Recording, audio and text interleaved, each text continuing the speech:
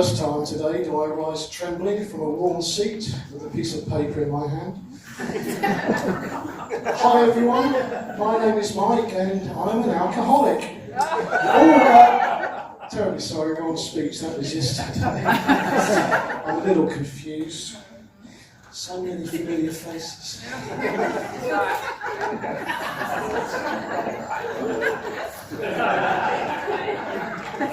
Alright, let me just do a sound check to make sure you can all hear me. Why did the lawman cross the road to get to the other bride? Did you hear about the two bed bugs that were lovers? They got married in the spring. Two spiders got engaged. They met on the web. Okay, thank you. Sound check over.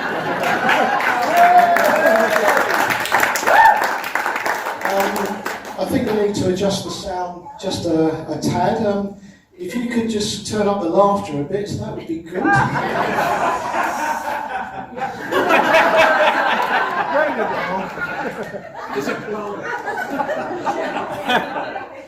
Last year, my other favourite daughter got married, and my speech apparently offended some of the 100 or so at the wedding breakfast. I guess when one is doing a speech to so many, one can expect to upset one or two. Unfortunately, in my case, it was the newlyweds. So this year, Natasha made it very clear that I had to remove from my speech anything in bad taste, provocative, sexist, racist, rude, anything containing profanity, and derogatory comments about family or indeed guests. Fair enough, daughter. I understand. Fornication. I beg your pardon. For an occasion such as this, these requirements are only sensible. With this in mind, I have prepared this speech very carefully. So, I want to thank you all for coming, and in conclusion, let me propose a toast. I'm only joking. After over 40 years, I did my second wedding speech last October, when Samantha and Victoria got married. Now, 7 months later, I have to do another. Now, I'm not complaining because it brings me great joy to see my girls embark on a new chapter in their lives. And the dates straddle 2 tax years, so perfect really. Now, let me all thank you for attending. I know some have travelled long distances, and we have some guests from the USA here. Welcome to you. I know attending any wedding involves quite some commitment in time and energy, and so I really do thank you all for making that effort. We should, of course, remember those that cannot be here today for whatever reason that may be. I would therefore like to propose the first toast, for which you can remain seated. Please raise your glasses too, and take a few moments to remind yourselves of absent friends. Absent friends. Yes, I think we're very lucky to be here. Natasha and Doug have organised a fantastic venue and obviously have put in a lot of work to make this day special for all of us. Well done, both of you. You can be proud.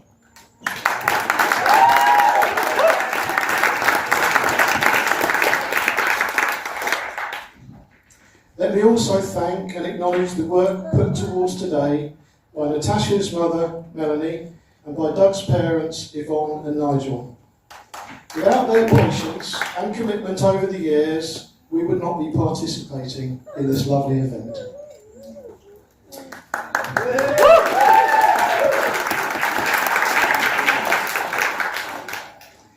I hope you have enjoyed and will continue to enjoy the day. I'm lucky in that my only effort is this speech and staying sober enough to deliver it. However, I did have some input into today.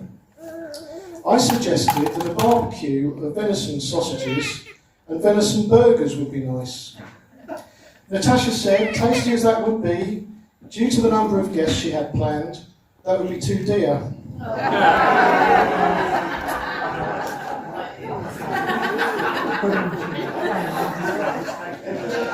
Now, you may be wondering how the seating plan came about. I'm told it was a very difficult thing to consider, but in the end, the bride and groom decided the only fair way was for those who bought the most expensive wedding gifts to be seated at the front, working back from there. Sorry, was I not supposed to mention?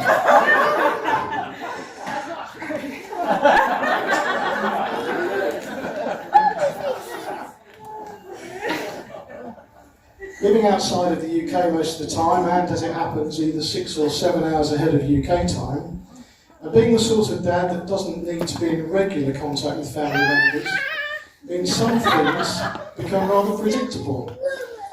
So, when Doug messaged me in WhatsApp asking if it is convenient for a chat, I knew exactly what was coming next, and no way was I going to fall asleep waiting for him to video call me. I was frankly thrilled and excited that he had intentions to propose to Natasha, or Nash, as she has been known to close family.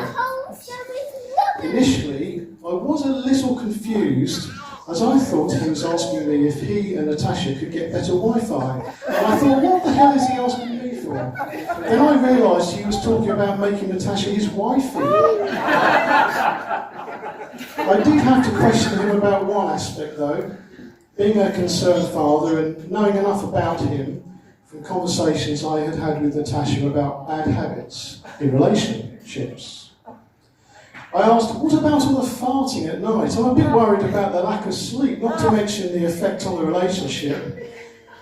Don't worry, Mike, he said, I will get used to it.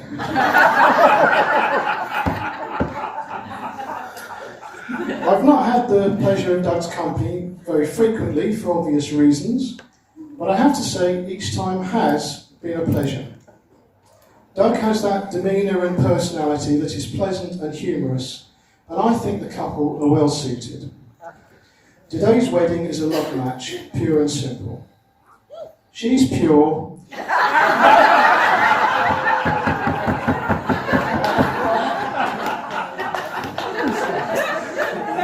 What more can I say about Doug? Handsome, fit, humorous, good-natured, intelligent, hard-working. Did I mention handsome? But you really shouldn't be surprised, as a lot of daughters will marry someone like their father. As for Nash, well, she has had some emotional challenges over the last few years as she worked her way through some career choices and a relationship. And I have been very pleased that she confided in me, and even more pleased that she seems to have come out of the other side of each event stronger and wiser. On the career front, I did have mixed feelings about her decision to leave Krispy Kreme. She was unhappy and unlikely to get a promotion. But for goodness sake, daughter, 23 donuts each weekend is not to sniff at. You know, sometimes you can't help feeling your daughter has let you down. One such occasion was when I took Natasha, then 8 years old, to the office on Take Your Kid to Work Day. She was very happy and excited, far more than I had anticipated. But when we walked into the office, she started to cry. As concerned staff gathered round, I asked her what was wrong. And she said, "Daddy, where are all the clowns you said you work with?"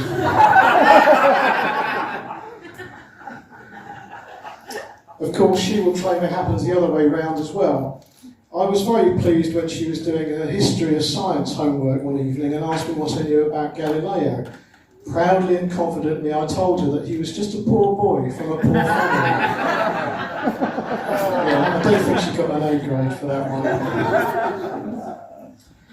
I'm afraid that Natasha sometimes makes assumptions. Once I asked her to get me a newspaper.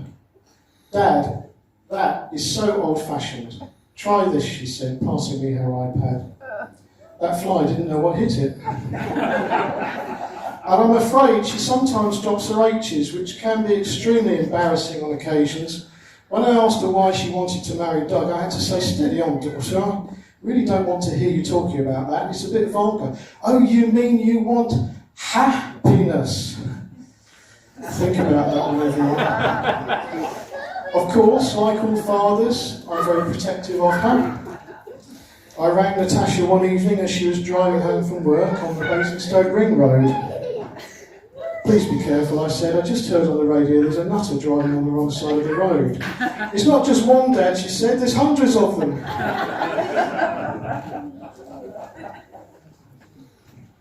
I know when Natasha decided she wanted to settle down, she was looking for someone hard-working, in a good job, honest, reliable, funny, and of course handsome. Unfortunately, he was already married, so here we are. You know I'm only joking, Doug. I think, Doug, you're great, and I'm very happy to have you as the second son in my family. Anyway, now remember, kids, that's the married couple, by the way. Remember that as you get older, your love will grow, but your desires may wane. Some say that long-time married couples save the passion for special holidays. Just be careful. Leap year is not a holiday. As some wag once put it, marriage is like a game of cards. You can start off with 2 hearts and a diamond, and later you wish you had a club and a spade. And Doug, some advice for you. If you ever have an argument with the wifey, or think you may do so, just take a few deep breaths, metaphorically step back and consider, do you want to be right or do you want to be happy? Now please, if I can ask Natasha and Doug for some participation.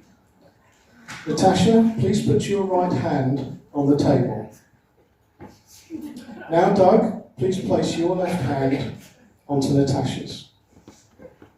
Feels good, doesn't it? I want you to remember that feeling because it's the last time you will have the upper hand. I'm not going to give any more advice. For me, the most important thing is that my children are happy. I hope this message has got across over the years. Whatever your job, whatever the relationship or the home environment, as long as you are happy, I do not ask more of you and will not judge you. And for the observant amongst you that attended Sam's wedding last year, what I just said was said in that speech as well. Repeated verbatim because in my view, it is so important. Natasha and Doug, I know I speak for everyone here by saying we wish you both a long, interesting and happy life together. And speaking for myself, I want you to know, Natasha, that I love you very much.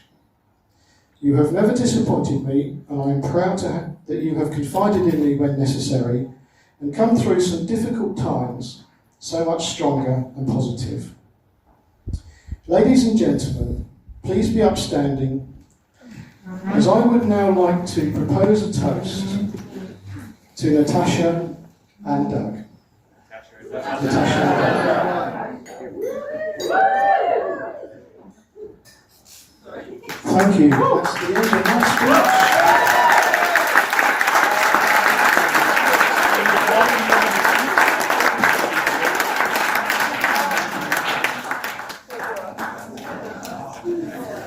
Now we're